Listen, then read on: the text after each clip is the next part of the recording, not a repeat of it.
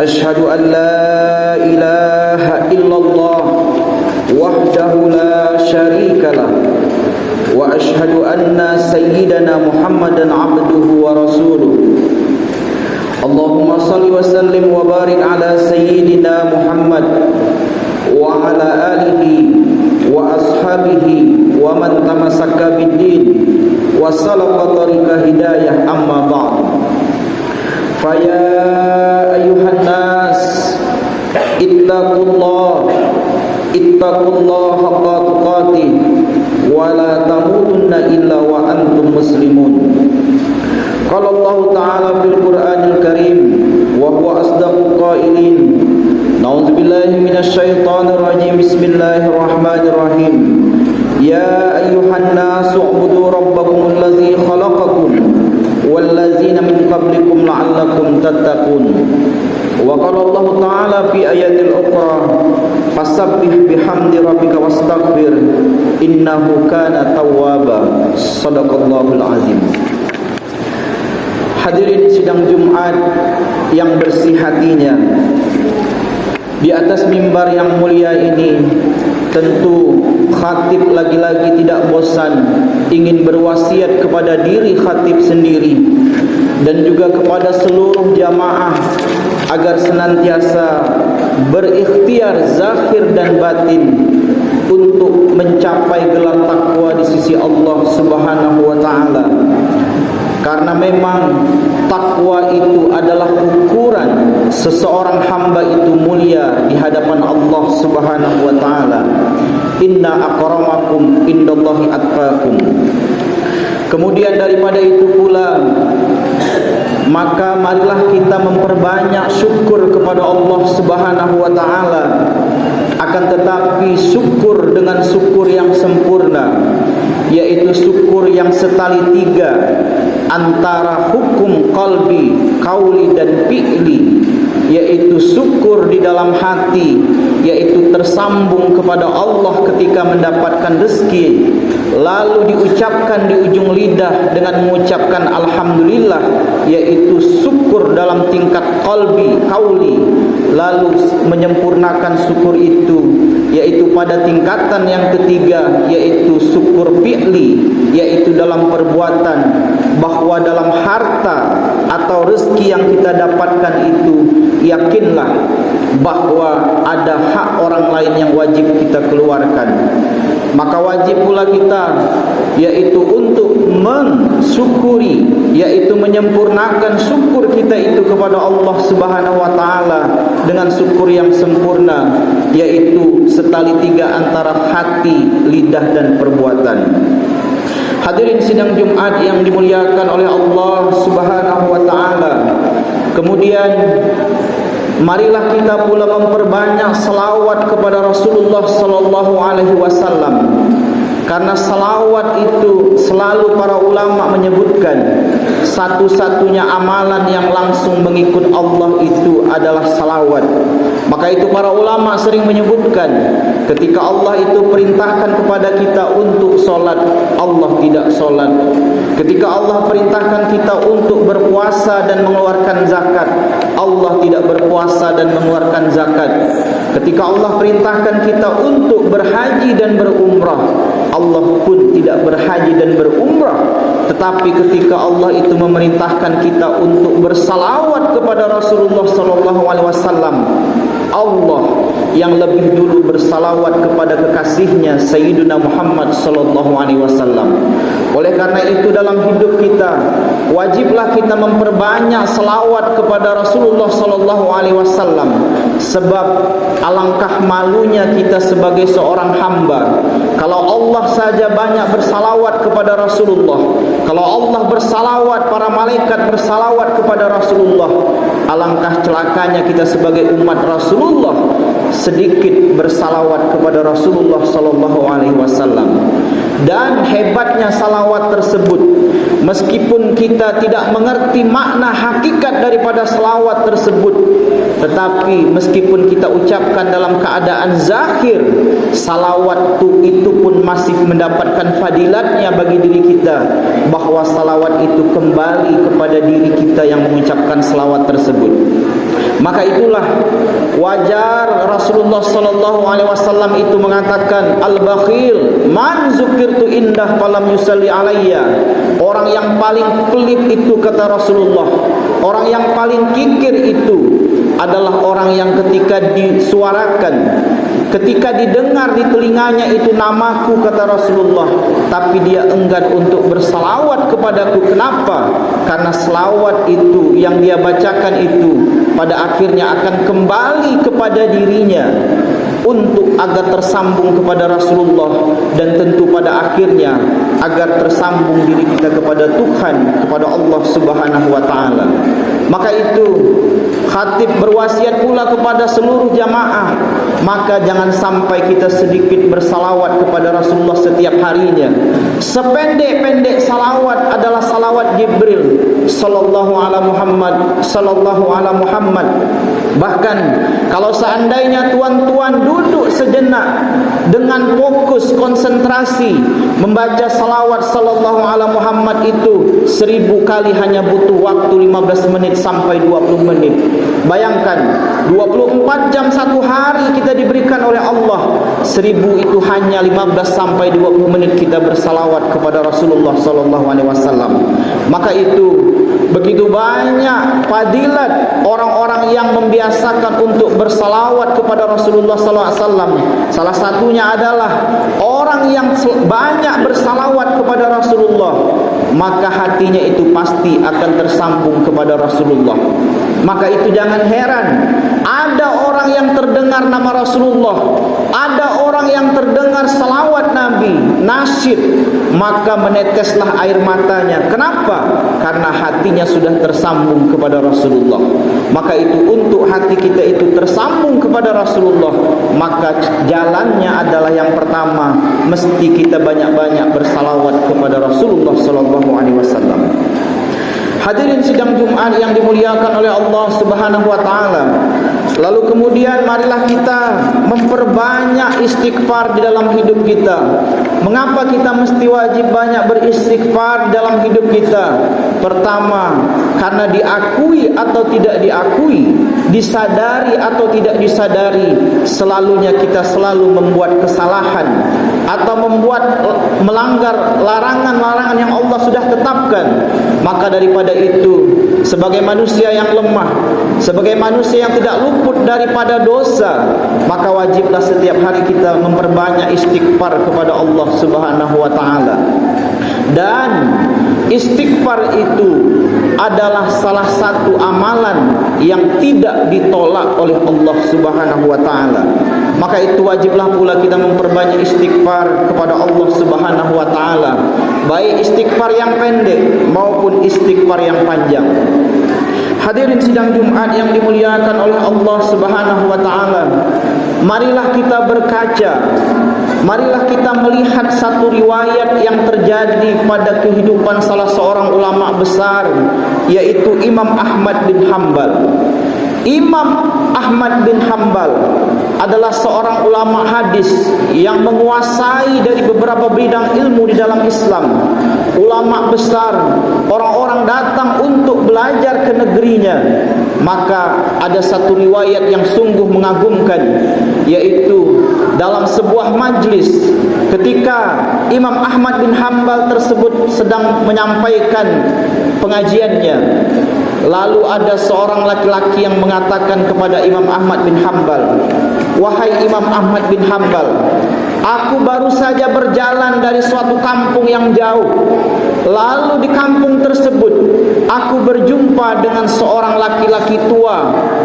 Dan seorang laki-laki tua itu mengatakan kepadaku, wahai Imam Ahmad bin Hanbal," dia katakan dia sangat ingin sekali berjumpa kepada Imam Ahmad bin Hanbal, karena nama Imam Ahmad bin Hanbal itu begitu mulia dan begitu dikenalnya di masyarakat, sehingga laki-laki tua itu ingin sekali berjumpa dengan Imam Ahmad bin Hanbal.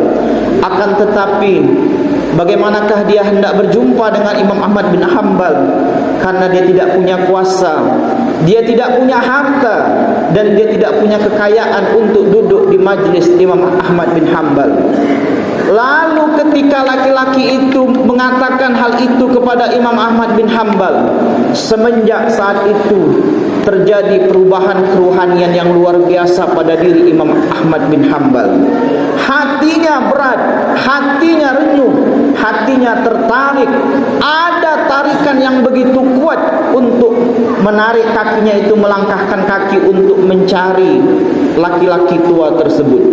1 hari, 2 hari, 3 hari, semakin hati Imam Ahmad bin Hanbal tidak sanggup untuk menahan derita, ingin berjumpa dengan orang yang betul-betul ingin berjumpa dengannya tersebut. Akhirnya, karena tidak sanggup lagi untuk menahan derita hatinya, lalu Imam Ahmad bin Hanbal pun akhirnya dengan terpaksa memutuskan untuk pergi mencari orang tersebut, yang mana Imam Ahmad bin Hanbal tidak tahu di mana rumahnya, tidak tahu siapa orangnya, hanya tahu di mana letak kampungnya. Lalu ringkas cerita, akhirnya Imam Ahmad bin Hanbal pun berangkat menuju ke kampung tersebut yang jauhnya luar biasa. Yang biasanya hari ini orang-orang datang untuk berkumpul dalam majlis Imam Ahmad bin Hanbal, tapi hari ini Imam Ahmad bin Hanbal pergi jauh menuju kampung tersebut untuk mencari orang yang ingin berjumpa dengan dirinya tersebut. Lalu ringkas cerita, sampailah Imam Ahmad bin Hanbal dalam sebuah kampung yang ditunjukkan oleh jamaahnya tersebut. Lalu ketika sampai di kampung tersebut, saat itu hari sudah mulai gelap. Karena hari sudah mulai malam, akhirnya Imam Ahmad bin Hanbal pun dengan rasa ingin beristirahat dengan lelah luar biasa, lalu ingin beristirahat dalam sebuah masjid yang dia temui di kampung tersebut. Tapi alangkah malangnya, orang yang menjaga masjid tersebut tidak kenal dengan Imam Ahmad bin Hanbal. Sebab namanya terkenal, tapi wajahnya tidak dikenal oleh orang kampung tersebut. Lalu orang kampung tersebut karena melihat orang yang baru, orang yang tidak pernah ditemuinya, sedang ingin beristirahat dalam masjid tersebut, lalu dia mengusir Imam Ahmad bin Hanbal tersebut. Maka ketika kejadian tersebut, lewatlah seorang laki-laki tua yang sedang membawa dagangan rotinya tersebut, melihat kejadian tersebut, lalu dia dekati, "Wahai Fulan, apa yang terjadi denganmu wahai Fulan?" Kata Imam Ahmad bin Hanbal, "Aku baru dalam perjalanan yang jauh untuk menuju kampung tersebut, lalu dalam kelelahan aku ingin beristirahat dalam masjid ini. Akan tetapi aku tidak diizinkan untuk beristirahat di masjid tersebut." Lalu laki-laki tua tadi mengatakan kepada Imam Ahmad bin Hanbal, "Wahai Fulan, kalau seandainya masjid ini tidak mau menerimamu, silahkan engkau istirahat di rumahku, karena rumahku tidak jauh dari masjid ini." Maka dengan senang hati Imam Ahmad bin Hanbal pun ikut bersama laki-laki tua tersebut. Ketika menuju rumah laki-laki tua tersebut, yang didengar oleh Imam Ahmad bin Hanbal adalah, "Astaghfirullahalazim, astaghfirullahalazim, astaghfirullahalazim." Semenjak pertemuan pertama, laki-laki tua tersebut tidak kering lidahnya tersebut dari membaca istighfar kepada Allah Subhanahu wa taala. Lalu ketika sampai di rumah laki-laki tua tersebut, ketika membuka pintu, memberikan minuman kepada Imam Ahmad bin Hanbal, yang didengar oleh Imam Ahmad bin Hanbal adalah istighfar di lidah laki-laki tua tersebut. Bahkan ketika tengah malam, ketika laki-laki tua tersebut sedang mengadun roti untuk dijual esok paginya, ketika mengadun rotinya pun saat itu laki-laki tua itu pun mengucapkan istighfar di lidahnya, "Astaghfirullahalazim, astaghfirullahalazim." Karena penasaran, karena Imam Ahmad bin Hanbal ini adalah seorang ulama yang tahu fadilat daripada istighfar tersebut, maka saat itu dia memberanikan diri untuk bertanya kepada lelaki tua tersebut, "Wahai Fulan, apa sudah hajatmu yang di dunia ini yang tidak dikabulkan oleh Allah? Apakah semua hajatmu itu dikabulkan oleh Allah?" Apa kata laki-laki tua tersebut? Kata laki-laki tua tersebut, "Sungguh seluruh doaku, seluruh permintaanku dikabulkan oleh Allah Subhanahu wa taala.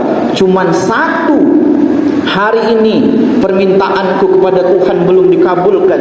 Oleh karena itu setiap hari aku tidak pernah lepas, tidak pernah lupa untuk beristighfar kepada Allah Subhanahu wa taala. Lalu ditanya oleh Imam Ahmad bin Hanbal, "Wahai fulan, kalau begitu apa satu hajatmu itu kepada Allah sampai hari ini tidak dikabulkan oleh Allah?" Maka saat itu laki-laki tua itu pun mengatakan, "Wahai fulan bin fulan, aku sangat ingin bertemu dengan salah seorang ulama besar yang namanya terdengar di telingaku, kemuliaannya pun terdengar di telingaku, tapi karena aku bukan orang yang kaya, karena aku tidak punya harta kekuasaan, aku tidak bisa duduk di majelisnya. Aku sangat ingin berjumpa dengan Imam Ahmad bin Hanbal." Terkejut Imam Ahmad bin Hanbal. Saat itu Imam Ahmad bin Hanbal pun mengatakan kepada laki tersebut, "Wahai fulan, tahukah engkau sebab istighfar yang engkau bacakan itulah maka beberapa hari ini aku tidak sanggup menahan derita di dalam hatiku. Sebab istighfar yang engkau bacakan itu pula lah, wahai fulan bin fulan, jauh-jauh aku datang meninggalkan majlisku untuk datang mencarimu, dan aku pun tidak tahu di mana tempat tinggalmu dan tidak kenal kepadamu, wahai fulan bin fulan. Wahai fulan, tahukah engkau akulah Imam Ahmad bin Hanbal tersebut." Hadirin sidang Jumat yang dimuliakan oleh Allah Subhanahu wa taala. Oleh karena itulah sungguh luar biasa orang yang memperbanyak istighfar kepada Allah Subhanahu wa taala. Kenapa? Karena istighfar itu adalah amalan yang tidak ditolak oleh Allah Subhanahu wa taala. Hadirin sidang Jumat yang dimuliakan oleh Allah Subhanahu wa taala. Oleh karena itulah khatib ingin membacakan beberapa fadilat orang-orang yang istiqomah membaca istighfar dalam hidupnya, bahwa istighfar itu begitu banyak menyimpan fadilat di dalamnya. Yang pertama adalah ketika kita banyak beristighfar kepada Allah Subhanahu wa taala, maka fadilat yang pertama adalah kita akan menggembirakan Allah dan dicintai oleh Allah Subhanahu wa taala. Rasulullah sallallahu alaihi wasallam bersabda, "Sungguh Allah gembira dengan taubat hambanya." Maka itu ketika Rasulullah sallallahu alaihi wasallam mengatakan, "Sungguh Allah gembira dengan taubat hambanya," bermakna orang yang bertobat, orang yang banyak beristighfar, itu dia menggembirakan Tuhan dan dicintai oleh Allah Subhanahu wa taala. Rasulullah SAW mengatakan, "Sungguh Allah lebih gembira dengan taubat hambanya daripada kegembiraan salah seorang dari kalian yang menemukan untanya yang hilang di padang pasir." Allah juga berfirman di dalam Al-Quran, "Innallaha yuhibbut tawabin wa yuhibbul mutatahhirin." Sesungguhnya Allah mencintai orang-orang yang bertaubat dan mencintai orang-orang yang mensucikan dirinya. Rasulullah SAW juga bersabda dalam hadisnya, orang yang bertaubat itu adalah kekasih Allah. Orang yang bertaubat atas dosanya bagaikan orang yang tidak berdosa. Lalu yang kedua, fadilat dari orang memperbanyak istighfar di dalam hidupnya. Tentu ketika kita mengetahui bahwa istighfar itu adalah amalan yang tidak ditolak oleh Allah Subhanahu wa taala, maka tentu fadilat selanjutnya adalah orang yang istiqomah beristighfar dalam hidupnya akan diampuni dosa-dosanya oleh Allah Subhanahu wa taala. Imam Qatadah berkata, Al-Quran telah menunjukkan penyakit dan obatnya sekalian. Adapun penyakit kalian itu adalah dosa, dan obat kalian adalah istighfar atau memohon ampun kepada Allah Subhanahu wa taala. Hadirin sidang Jumat yang dimuliakan oleh Allah, ketika kita mengetahui tadi bahwa istighfar itu adalah amalan yang tidak ditolak oleh Allah, sehingga Allah mengampuni dosa-dosa kita tersebut, maka ketika orang itu istiqomah banyak beristighfar kepada Allah, maka pada akhirnya batang tubuhnya atau jasadnya itu akan bersih dan jiwanya atau ruhnya itu akan suci, sehingga fadilat selanjutnya adalah orang tersebut akan selamat daripada api neraka. Lalu kemudian Ketika seseorang itu sudah selamat dari api neraka, maka tentu balasan orang yang banyak istighfar tersebut yaitu mendapatkan ganjaran surga di sisi Allah Subhanahu wa taala.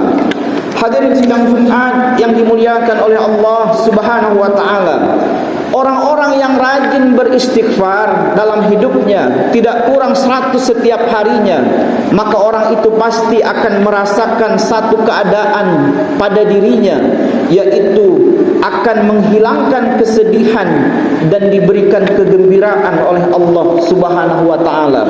Dan hati percaya bagi orang-orang yang sudah istiqomah memperbanyak istighfar dalam hidupnya, maka yakinlah dia akan mendapatkan kegembiraan dalam hidupnya.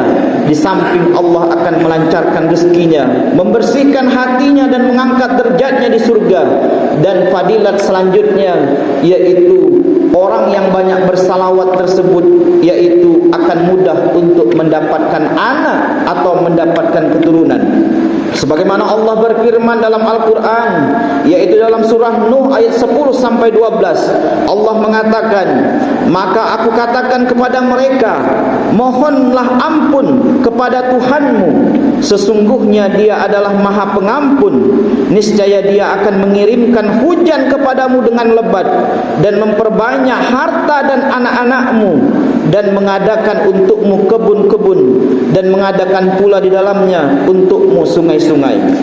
Hadirin sidang Jumat yang dimuliakan oleh Allah Subhanahu wa taala, maka dengan mengetahui begitu banyak fadilat daripada istighfar yang diperintahkan kepada kita tersebut, maka wajiblah kita setiap harinya itu untuk berperbanyak istighfar kepada Allah Subhanahu wa taala, sehingga sampai pada akhirnya jasad kita, batang tubuh kita dibersihkan oleh Allah dan ruh kita pun disucikan oleh Allah, sehingga pada akhirnya pula kita akan sampai kepada Rasulullah, dan tentu pada akhirnya pula akan sampai kepada Allah, sehingga pada akhirnya pula mudah-mudahan kita dimatikan oleh Allah dalam keadaan iman yang sempurna. Barakallahu wa lakum bil Qur'anil azim wa nafa'ni wa iyyakum minal ayati wa zikril hakim. Aqulu qawli hadza fastaghfiru innahu huwal ghafurur rahim.